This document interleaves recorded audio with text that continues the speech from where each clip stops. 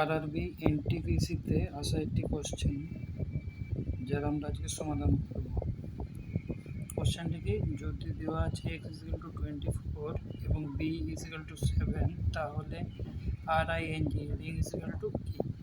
আচ্ছা, তাহলে প্রথমে দেওয়া আছে x=24, আমরা লিখে নেব।